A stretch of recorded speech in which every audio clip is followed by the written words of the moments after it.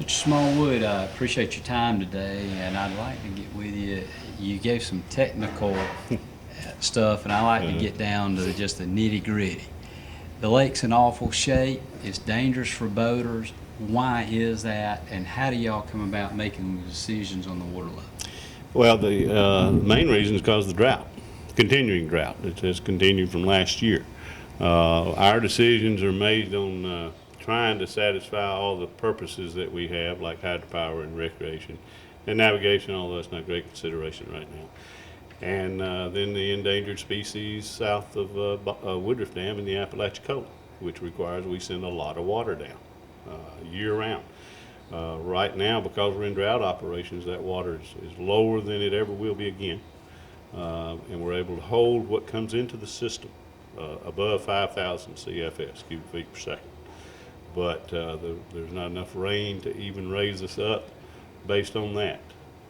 So decisions are made on a lot of different factors, but we try to support all the purposes and meet our downstream requirements too. I'm a recreational user as well as probably the majority of the people that come to Lake Eufala, and we've been told that the Corps really could care less about the recreational, that y'all have other issues. Well, we do have other issues, but we care about recreation. The way our system works, and it works as a system. Walter George usually goes down first. And Walter George is Is where? Lake Eufala. Okay. Usually goes down first when we get in a drought situation. And people will think we're lower than the lakes upstream, and yes, we are. That's because we have a greater chance to refill than they do. Our watershed is much larger than theirs. A good rain, and we can fill back up. Also, we hold that water upstream so they can send it to us later. Do we care about recreation? Yes. I mean, I'm the project manager on this project. I came up as a ranger and in the recreation business. Recreation gets full consideration from me and my bosses all the way up the line.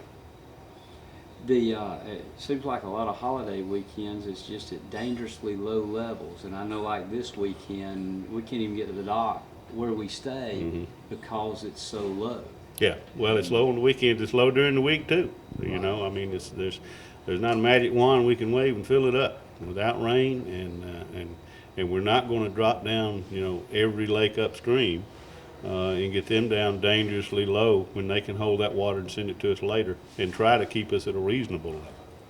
How much has the water wars between Georgia, Florida, and Alabama affected the levels of the lake? Not much. I mean, that's a lot of talk about it and a lot of controversy and that kind of thing, but it really hasn't. The biggest effect on our water is supporting the endangered species actions downstream, where most of our water goes. We send out about 3.5 billion gallons a day out of the or into the Apalachicola River that we can't get back. That's gone. And that's regardless of our inflows, and that's the least that we're able to send out based on our agreements with Fish and Wildlife.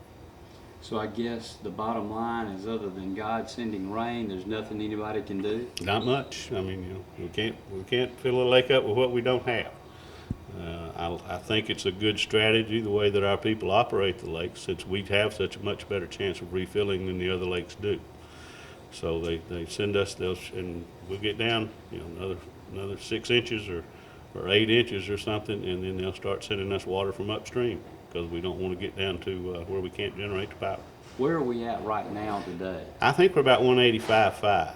I didn't check this morning, but I think it's about 185 and a half. So we'll get around 185, and they try to hold us there if at all possible. We've been lower, and if the drought continues, we very well could go lower. But what is the normal safe range where you pretty well got good navigation on the lake? about 188. We could get down to about 188 in the summertime and have a few effects. You still have to be a little careful.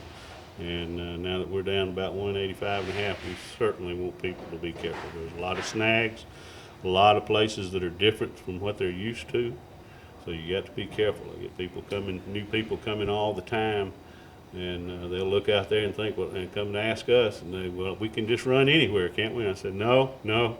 Those big buoys out there mark the navigation channel, and that's the part that's safe, and the channels that we have marked going up into some of the creeks and some of the recreation areas. Those are safe for the most part. I know from a personal standpoint, I had to put my son and them in at Highland Park because Hardridge is too shallow to be able to put them in today. So we had to put them in there. I'm gonna jump ships. Where are you in charge of the campgrounds? Yes, sir. Question was posed to me. Used to, such as Hardridge Creek, y'all closed it after Thanksgiving. Now y'all close it September the 16th, which affects businesses. Why Sure. the decision that y'all close them earlier rather than later? Funding cuts. It's funding cuts. Recreation's taking a cut just like navigation has, and across the board, pretty much on our budgets are cut. And we have to do it somewhere.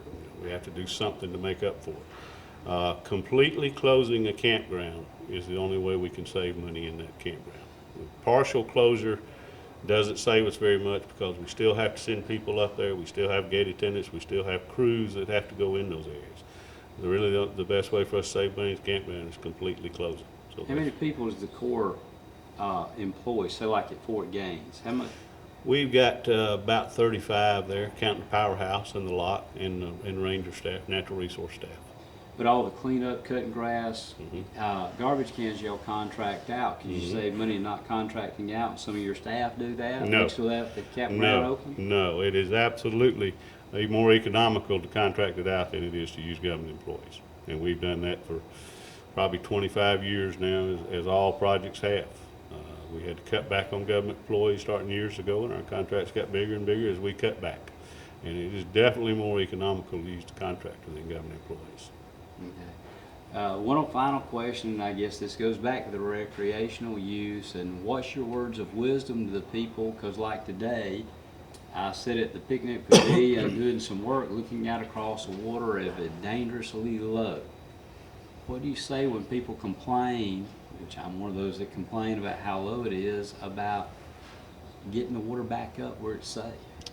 Well, I say we would. You know, we have levels that we shoot for that we'd like it to be at right now. Unfortunately, we're in a drought, and we have had a series of droughts over the past 30 years, severe droughts. We're in another one now.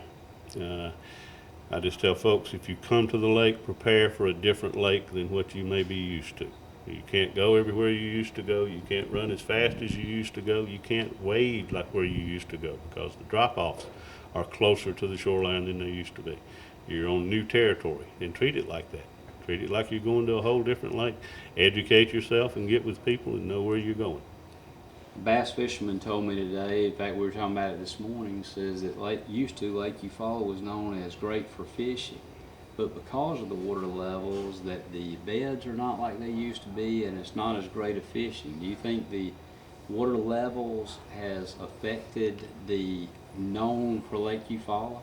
I think they're talking about the spawning period, most likely. And we have a spawning operations plan, standard operating plan that we use as well as all the lakes do. Yeah, we try to use it when we have sufficient water. We can't always. But we try to stay as close to holding a steady level during about a 4-week period as we can in the spring. We can't always do it if we don't have enough water. But the state fisheries people from Georgia and Alabama both tell me that they have had successful spawns over the last several years. We'll know for sure here in 2 or 3 years, depending on how the fishing is when the fish get bigger, and we'll know how the spawning years went. But they tell me they've had a successful spawn despite some of our water problems. One final follow-up question is on the budget cuts. Years ago, you didn't have people manning the boat landings like you do at Hardridge and Highland. Now you have people that you pay to collect $3 or $4 for people coming in.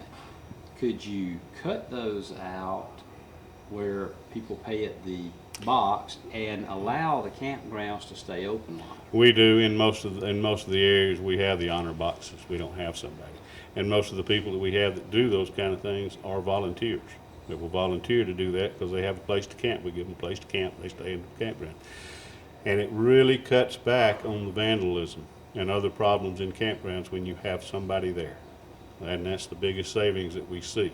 We don't collect enough to pay some that we do pay. But what it cuts back on some of the vandalism and other problems, we do all right.